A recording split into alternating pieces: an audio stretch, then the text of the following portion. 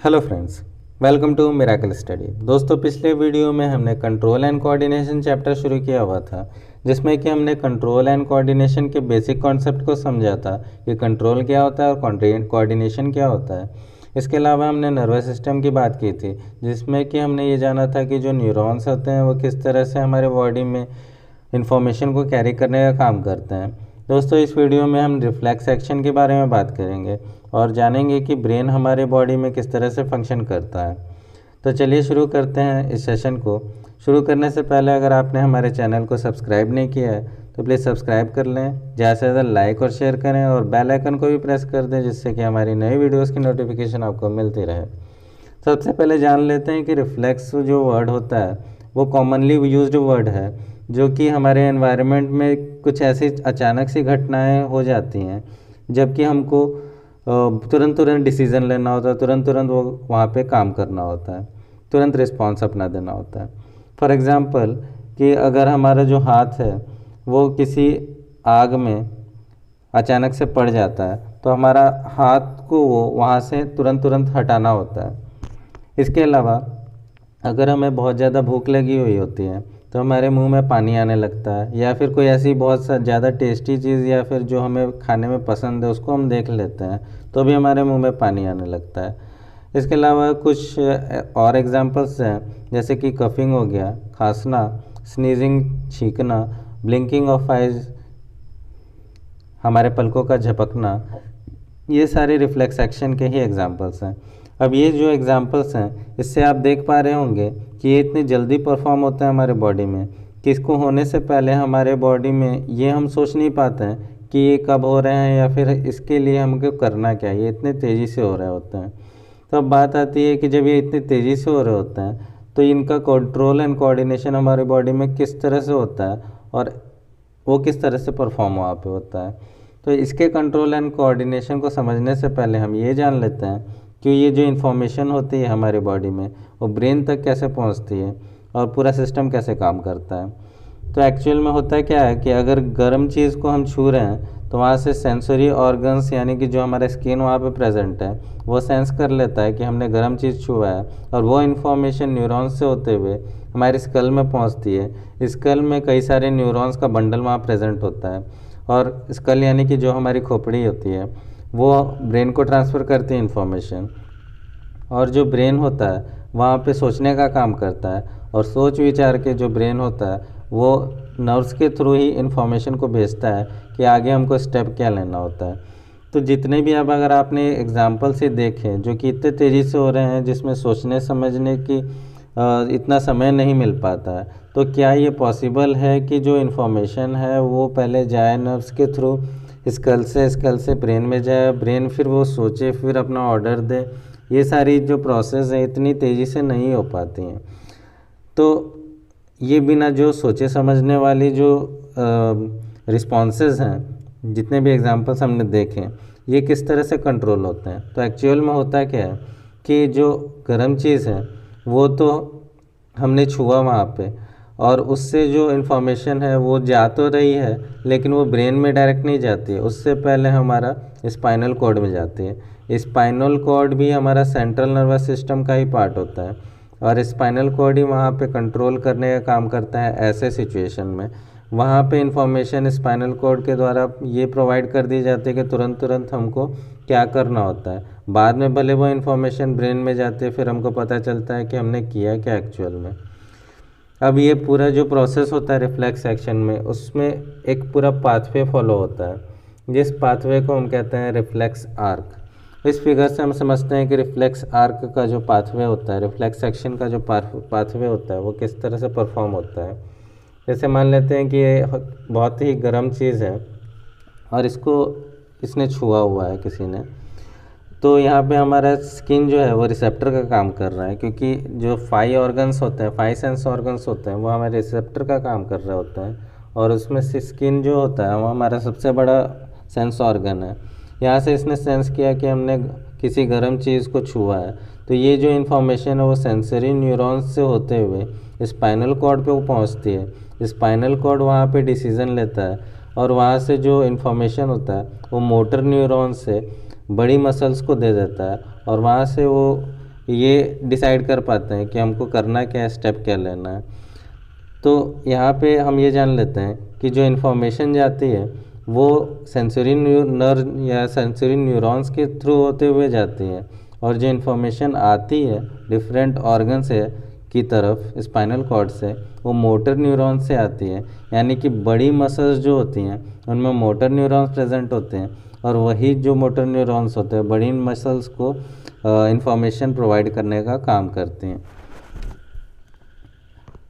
तो ये पूरा यहाँ पे ये कॉन्सेप्ट क्लियर होता है कि रिफ्लेक्स एक्शन या फिर रिफ्लेक्स आर्क क्या। तो अब बात कर लेते हैं कि हमारा ब्रेन हमारे बॉडी में किस तरह से फंक्शन करता है। तो सबसे पहले हम बात कर लेते हैं नर्वस सिस्टम के बारे में।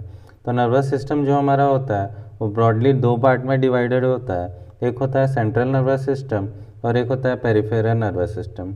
सेंट्रल नर्वस सिस्टम जो होता है उसमें हमारा ब्रेन आ जाता है और स्पाइनल कॉर्ड आ जाता है, और पेरिफेरल नर्वस सिस्टम में वो सारे नर्व्स आ जाते हैं जो ब्रेन से ओरिजिनेट तो होते हैं और हमारे पूरे बॉडी के पार्ट्स में ट्रेवल करता है। तो इस तरह से ये पूरा नर्वस सिस्टम हमारा कैटेगराइज होता है। अब ब्रेन की बात कर लें तो ब्रेन जो होता है वो हमारे बॉडी का कंट्रोलिंग सेंटर होता है, और वहीं से हमारे बॉडी में जितने भी थिंकिंग कैपेसिटी होती है वो ब्रेन में होती है। जो भी सोचने का काम होता है, जो भी डिसीजन मेकिंग होती है वो ब्रेन ही करता है, और सारा डिसीज़न और सोचने के बाद जो भी एक्शन का इम्प्लीमेंटेशन होता है वो ब्रेन के द्वारा ही वहाँ पे होता है। तो सबसे पहले जान लेते हैं कि जो ब्रेन होता है हमारा वो कितने पार्ट में डिवाइड होता है। तो ब्रेन हमारा ब्रॉडली 3 पार्ट में डिवाइडेड है। एक होता है हमारा फोर ब्रेन, एक होता है मिड ब्रेन, और एक होता है हमारा हिंड ब्रेन। फोर ब्रेन जो होता है आगे वाला पार्ट होता है हमारे माइंड का, ब्रेन का। मिड ब्रेन जो है तो बीच वाला पार्ट है, और हिंड ब्रेन जो है वो पीछे वाला पार्ट है। अब फोर ब्रेन में कौन कौन से पार्ट आ जाते हैं, तो फोर ब्रेन में सेरेब्रम आ जाता है आपका, और हाइपोथैलेमस आ जाता है, और पिट्यूटरी ग्लैंड आ जाता है।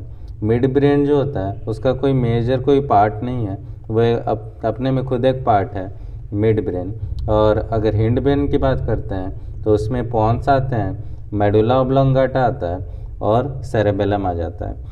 तो इसके अंदर के जो पार्ट्स हैं उनके फंक्शन की भी बात करेंगे कि उनके फंक्शन क्या होते हैं।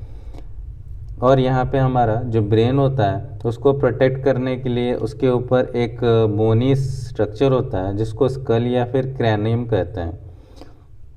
और यहाँ ब्रेन से जितने भी नर्व्स ओरिजिनेट होते हैं उनको क्रैनियल नर्व्स भी कहा जाता है। तो क्रैनियम से हम कह सकते हैं कि क्रैनियल नर्व्स जो होते हैं वो ब्रेन से ओरिजिनेट होते हैं।